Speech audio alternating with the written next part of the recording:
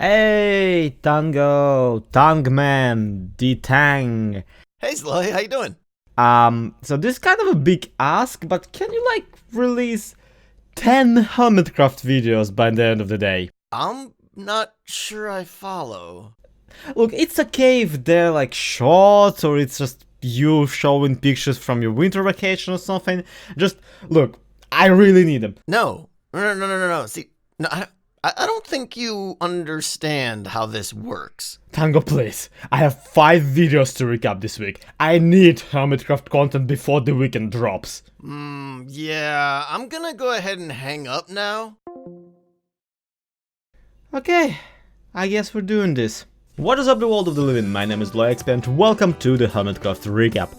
No, the intro skit was not just a bit.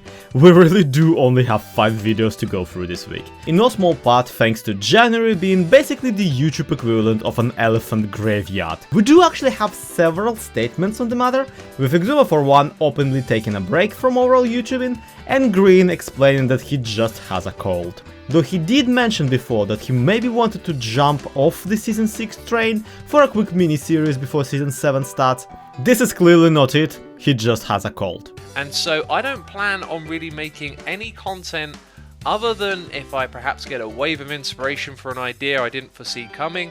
The only thing I can see myself doing is making snapshot videos. I've got to say, I'm feeling like I'm not sure what else to do. I mean, but the question that I want to ask is, do I keep playing Season 6 of Hermitcraft, even though I feel like I don't really know what to do? Do I do a short-term series that could be a bit different, a bit fun? Iskal too mentioned avoiding the computer because of a nasty cold, and there you have it, that's the video situation explained. I for one don't feel that good either, so please don't mind if I sneeze or die during this recording. And with that out of the way, let's take a look at all the events and mishaps that occurred on the Hermitcraft server this week. I haven't showered in a while because I've been afraid that showers has been trapped. Starting with Cupfan and his Ryder Cup livestream reruns. Spoiler alert, Americans win, just like they did half a year ago. Still, all these months were apparently not enough to take their trophy home, which is why Cupfan, sick of it just standing in the country club, moves the enormous golden vase to the mine island and drops it off in a nice glass case for everyone to see, but especially for Brits to see because they lost. To see what it looks like from a distance, look at that! Champs. American flag, Ryder Cup trophy, that's looking great. That is looking magnificent, so... Also of note that he touches upon the concept of New Year's resolutions, even sharing his own ones, which frankly don't sound too optimistic for us, the lovers of his online content. So, one of my New Year's resolutions is to lose some weight. I want to definitely get more sleep this year. See, I want to get out of the house every day.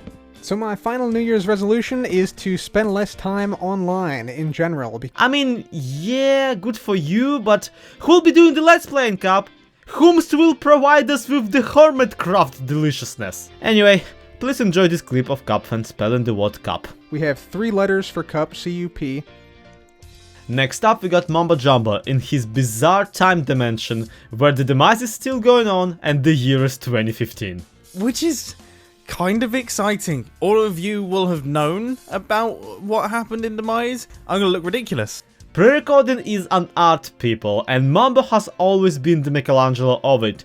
Don't worry though, he does figure out who won eventually, as Doc's dreams are heard crushed in the distance. Doc M just logged in and died instantly. He blew up. He doesn't seem to have reacted at all. There's me thinking that I'm going out with breaking news. You guys know what's happened. In a good tradition, he enters New Year with a clean slate, or rather a clean base, which knowing him must have taken quite some time. Most exemplary, look at his ender chest. Just look at it. Have you ever seen so much Y in one spot? I have 5 composters in there. Makes 0 sense to have... Like, why? Point is, it's all gone now. Mambo even sorted his random shulker boxes that were laying around the walkways. Maybe sorted a little too well even. The redstone box seemed to have disappeared. Not to worry though, Detective Hermitcraft subreddit is already on the case, as the forum was flooded with screenshots upon screenshots of sightings from the last known whereabouts of the redstone shulker box. Mambo in the meantime just went and got himself a new one, and about to go with it. Craft your dust into blue. blocks, dude, what are you doing? More importantly, Mambo now provides a valuable service. For a non-specified amount of cash money, a demised person can experience the rejuvenating qualities of his saturator machine. The idea is that all of the colour is being sucked out of the ground and then is being put into this machine. That is why we're having a lot of grey around it. The machine itself is actually grey, but then the pipelines running in are multicolours. I mean, that's, you know, this is Minecraft. This is pure imagination. A device meant to put color back into your cheeks and even your other cheeks. I mean, look, okay, it may not be the most scientific creation of colour through a beacon beam, but you cannot tell me that that is not a rainbow beacon. That is psychedelic. Little do they know it's gonna be the British color, you know, the one with a U in it. So some side effects can apply. Still, TFC goes through and comes out just fine, though his skin is basically just Steve in a black tea, leaving very little room for error. Test. Alright, in living color. That's good, that's the way it's supposed to be. A bit late to the whole being dead thing, TFC visits dead quarters just to see what's what. But his tour of the facilities is significantly hurdled by the lack of railings on the floating island. You see, mostly equipped with elytras, the dead didn't really bother making sure that their base of operation is accessible to people without an elytra. TFC, on the other hand, has very bad server connection, and while he could as well buy every elytra on the server, he can't use it because of the internet issues. On the other hand, I would expect that some of the scaffolding, like for example, I wouldn't touch that with a 10-foot pole. This is a fairly big deal breaker for him, which we see once again when he decides not to buy a Did You Die box, despite losing a bit of equipment in the lava trap.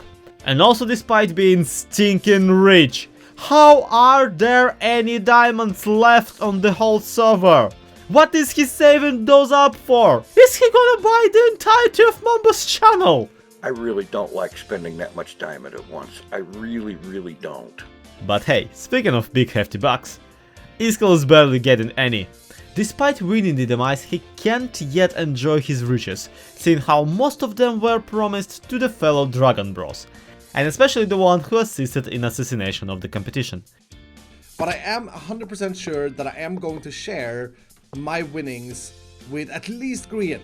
And I have to try and remember if I have to share it with all the other Dragon Bros. There ain't that many diamonds left. So if I know my green, chances are that pile of diamond blocks is not going anywhere until it's divided into uneven parts. I don't think anyone had like one of those really stupid deaths, did they? Yeah, I jamming elytering into a wall while AFK was pretty smart. So, having won the game of not dying, Iskall doesn't really need to use the saturator, but he does it anyway. Guess he wanted a free seizure. That is the most awesome thing ever! He comes out a man changed, or a man changed into a different outfit at least, now covered in every color of the rainbow. For what it is, it actually sits quite nicely, but calling it now, no one else will be able to run the machine because Mr. Skittles here used up all the printer ink. I'm oversaturated. My head seems to have been fine though, I guess protected by the bro power of the dragon head. Returning to his base, Iskall 2 starts a big cleanup for a new year, new me, which immediately goes south when he discovers giant bobbleheads over the Mushroom Island. These are the ones Scar left last week. These look absolutely great! That is awesome! I wonder if there's anything in these. Doesn't seem like it. And yes, they are very much booby-trapped. Which is why Iskall just leaves them alone for the time being. He already blew up on the demise tree in this episode and wanted to leave it one unnecessary explosion per video. Because it looks like a sapling grown oak, but... Okay! Okay, I see now. And that's just about it for this week on Hermitcraft 2020. Hope you had yourself. My name has been ZloXP, you can find more of me in the end screens on my personal channel, but for now, that's gonna be it for today's Hermitcraft recap. To be continued, have a good one, bye bye.